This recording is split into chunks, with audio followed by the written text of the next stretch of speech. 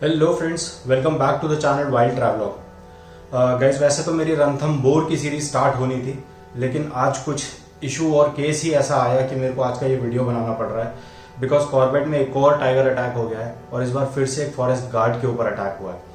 ये वैसे ही एक अटैक था जैसे पिछले साल जून में, अगर आपको याद हो तो 15 जून को फॉरेस्ट गार्ड बॉबी के ऊपर एक टाइगर ने अटैक किया था, जहां उनकी जान तो बच गई थी। ऐसे ही एक अटैक वेडनेसडे को कॉर्बेट में भी हुआ है, जहां पे फॉरेस्ट गार्ड जिनके ऊपर अटैक हुआ है उन्होंने अपनी जान गंवा दी है। और इस हादसे के अंदर फिर से एक टाइगर ही निकल के आया है जो कि इसके पीछे का जिम्मेदार है। तो क्या है ये पूरा मामला, क्या है ये सारी पूरी इन्फॉर्मेशन, चलिए आइए इसके बारे में डिटेल में बात करते हैं। फटाफट इस वीडियो को शुरू करते हैं।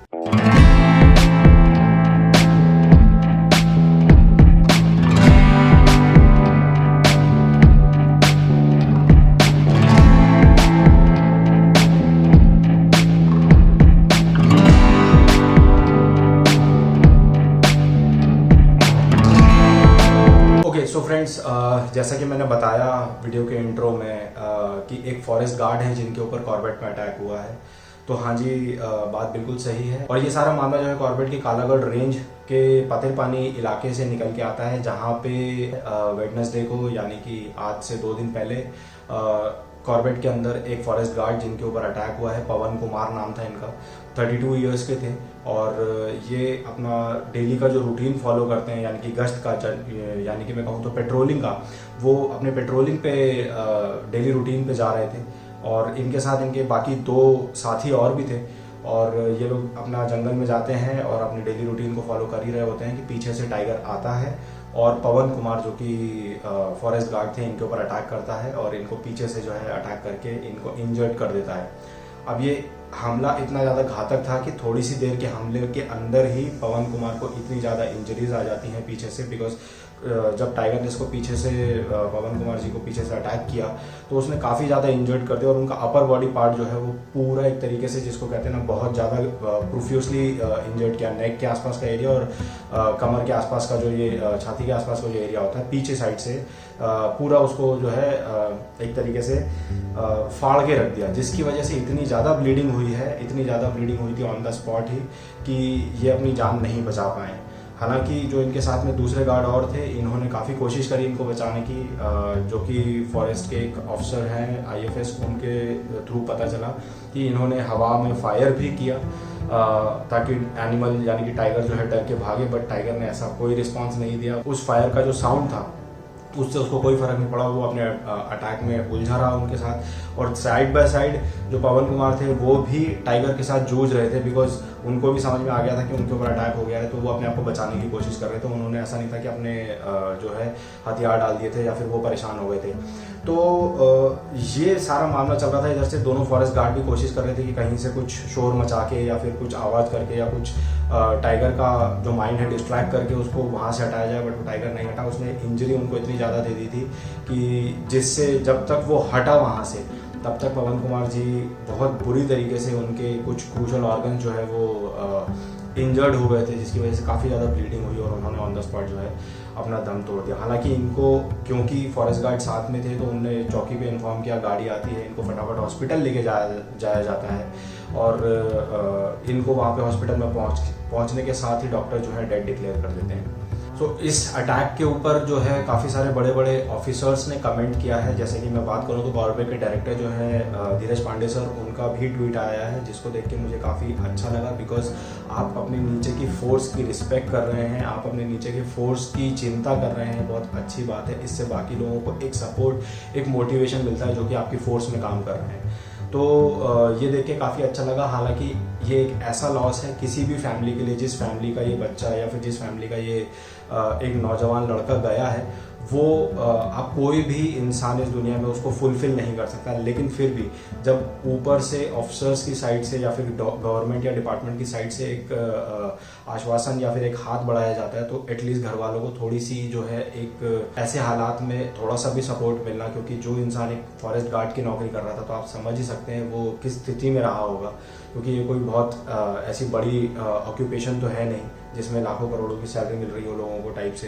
तो ठीक है, वो जिस भी हालत में थे उन्होंने अपने देश के लिए, बिकॉज जो पेट्रोलिंग का काम होता है वो सिर्फ और सिर्फ ऐसा नहीं होता कि जंगल में चले गए और देख के आ गए।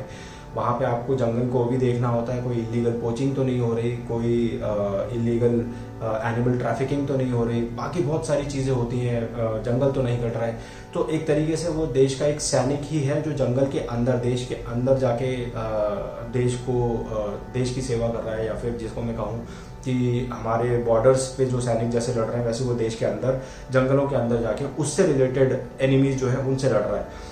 तो ऐसे सैनिक भी बिल्कुल शहीद की तरह ही माने जाते हैं, इनको मैं शहीद ही बोलूँगा, बिकॉज इन्होंने अपनी ड्यूटी पे और वर्दी के अंदर ही एक तरीके से देखा जाए तो अपनी जान गंवाई है, तो ये भी एक तरीके से शहीद ही कहलाएंगे। अब दूसरी चीज़ यहाँ पे ये आ जाती है कि ये अटैक हुआ क्यों। सबसे ज़्यादा इम्पॉर्टेंट है क्योंकि देखिए एनिमल का एक चेंजिंग बिहेवियर और एक चेंजिंग पैटर्न सामने आ रहा है रेगुलरली। अगर मैं देखूं तो पिछले कुछ महीनों में या फिर पिछले कुछ सालों में कॉर्बेट के अंदर और बाकी एरियाज़ के अंदर भी टाइगर अटैक्स काफ़ी ज़्यादा बढ़ गए हैं। चाहे मैं महाराष्ट्र की बात कर लूँ, चाहे मैं एमपी की बात कर लूँ, यूपी की बात कर लूँ, कटनिया घाट का सेक्शन हो गया, या फिर दुधवा के साइड का एरिया हो गया, पीलीभीत के साइड का एरिया हो गया, या फिर अगेन कॉर्बेट के पूरे उत्तराखंड के एरिया हो गया, जैसे रिखड़ी खाल हो गया, और बाकी आप देख ही रहे हैं कॉर्बेट के आसपास का इलाका। तो यहाँ पे काफ़ी सारे अटैक्स की इन्फॉर्मेशन आजकल निकल के आती है। तो ये पैटर्न क्यों चेंज हुआ है, एनिमल क्यों इतना ज़्यादा अटैक कर रहा है, इसके वेरियस रीजंस हो सकते हैं। मैं अभी उस टॉपिक के अंदर नहीं जाऊँगा, बिकॉज अगर मैं उसके बारे में बोलने लगूँगा तो वीडियो बहुत लंबा हो जाएगा, जो कि हालांकि सही नहीं है। लेकिन ऑन द स्पॉट जो अभी यहाँ पे स्थिति है वो ये है कि गवर्नमेंट ने इस अटैक और इस इंसिडेंट के प्रोब यानी इन्वेस्टिगेशन के आदेश दे दिए हैं, और दोनों जो गार्ड्स दूसरे जो उनके साथ में थे उनके स्टेटमेंट्स लिए गए हैं, उनसे पूरा अंडरस्टैंडिंग ली गई है कि क्या हुआ था सिचुएशन पे, और वो लोग कब गए, कितने बजे निकले, कहाँ से गए, क्या एरिया सिलेक्ट किया, जो पवन कुमार जी थे वो क्या कर रहे थे उस टाइम पे जब उनके ऊपर अटैक हुआ, और ये लोग कहाँ पे थे। इस तरीके का एक पूरा मौखिक ब्यौरा यानी कि एक वर्बल स्टेटमेंट लिया जाता है, जिसको रिटन डाउन करके पूरा डॉक्यूमेंट किया जाता है, एंड देन इसके ऊपर एक पूरी इन्वेस्टिगेशन होती है। और कैमरा ट्रैप्स भी लगा दिए गए हैं इसी के बेसिस पे आइडेंटिफाई करने के लिए कि ये कौन सा टाइगर था।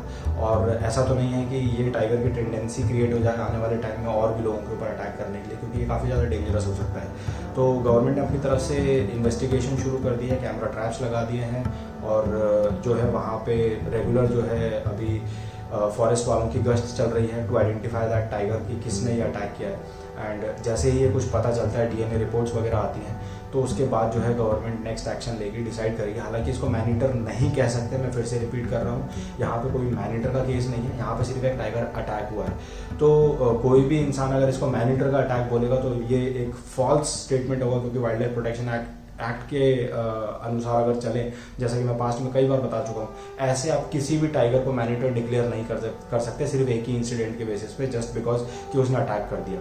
तो यहाँ पे सारी चीज़ों को इवैल्यूएट किया जाएगा, देखा जाएगा कि यहाँ पे इंसान की गलती थी या जानवर की गलती थी, या ये एक सिचुएशनल हो गया। कई बार घबराहट में भी जानवर हमला कर देता है, जिसकी वजह से ऐसी चीज़ें हो जाती हैं। तो हो सकता है उसमें ना जानवर की गलती हो ना इंसान की गलती हो, बट एक सिचुएशनल एक्सीडेंट था जो कि हो गया। तो देखते हैं आगे रिपोर्ट, इन्वेस्टिगेशन रिपोर्ट और जो पोस्टमार्टम रिपोर्ट निकल के आती है उसमें क्या इन्फॉर्मेशन निकल के आती है। मैं आप लोगों को अपडेटेड रखूँगा इस इंसिडेंट से रिलेटेड।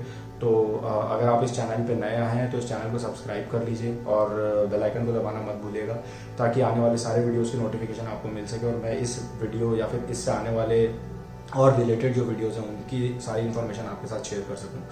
अभी के लिए बहुत दुख हुआ ये सुन के पवन कुमार जी और उनकी फैमिली के लिए कि ऐसा कुछ हुआ, और भगवान से प्रार्थना करता हूँ कि उनकी आत्मा को शांति दे और उनके परिवार को एक शक्ति दे, ताकि वो इतना बड़ा लॉस जो हुआ है उनकी फैमिली के अंदर उसको बियर कर सकें। तो इसी बात पे गाइज इस वीडियो को एंड करते हैं। तब तक के लिए, जैसा कि मैं हर बार कहता हूँ और अपने हर वीडियो में कहता हूँ, अपना ख्याल रखिए, अपने आसपास का ख्याल रखिए, अपना माता पिता का ख्याल रखिए, एनवायरनमेंट में साफ सफाई बनाए रखिए। जय हिंद।